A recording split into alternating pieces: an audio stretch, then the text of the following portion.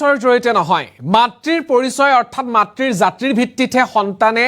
caste certificate লাভ কৰিব অৰ্থাৎ যদি এগৰাকী পিতৃ জেনেৰেল কাষ্টৰ হয় কিন্তু মাতৃগৰাকী এসটি বা এসসিৰ হয় তেন্তে সন্তানো হ'ব এসটি এসসি এই ক্ষেত্ৰত এক বিশেষ ৰায়দান প্ৰদান কৰিছে দেশৰ সৰ্বোচ্চ ন্যায়ালয়ে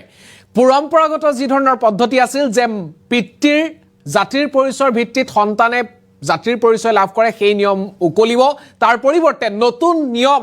সমগ্ৰ দেশজুৰি হ'ব বলবৎ দেশৰ সৰ্বোচ্চ ন্যায়ালয়ৰ তৰফৰ পৰা আহিছে এক ঐতিহাসিক ৰায়দান এই মুহূৰ্তত এটা ডাঙৰ খবৰ জনাইছো জাতিগত পৰিচয়ক লৈ সৰ্বোচ্চ ন্যায়ালয়ৰ তৰফৰ পৰা এক ঐতিহাসিক ৰায়দান প্ৰদান কৰা হৈছে এতিয়াৰ পৰা মাতৃৰ জাতিগত পৰিচয়হে লাভ কৰিব সন্তানে মাতৃ যদি এসসি হয় শিডিউল কাষ্ট শিডিউল ট্ৰাইব হয় সন্তানেও লাভ কৰিব শিডিউল ট্ৰাইব শিডিউল কাষ্টৰ প্ৰমাণপত্ৰ পিতৃ যদি সাধাৰণ শ্ৰেণীৰ হয় জেনেৰেল কাষ্টৰ হয় সন্তানো মাতৃৰ জাতিৰ জৰিয়তে হোৱাটো বাধ্যতামূলক যদি মাতৃ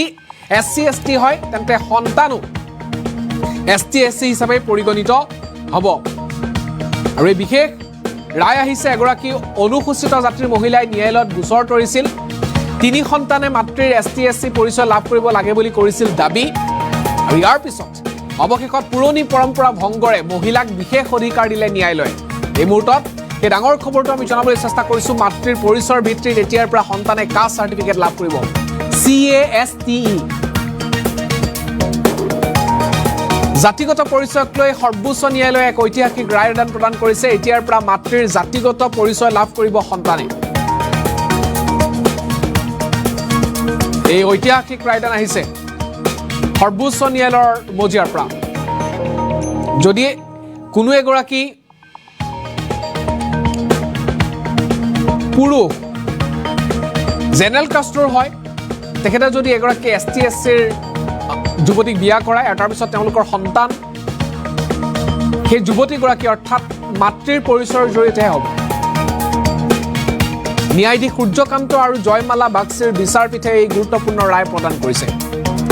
এগৰাকী অনুসূচিত মহিলাই ন্যায়ালয়ত কৰা গোচৰৰ ভিত্তিত এই বিশেষ ৰায় প্ৰদান কৰিছে আৰু যি ৰায়ক লৈ সমগ্ৰ দেশজুৰি এই মুহূৰ্তত চৰ্চা হৈছে পুৰণি পৰম্পৰা আছিল যে পিতৃ যি কাষ্টৰ হয় পুত্ৰ বা কন্যা সন্তান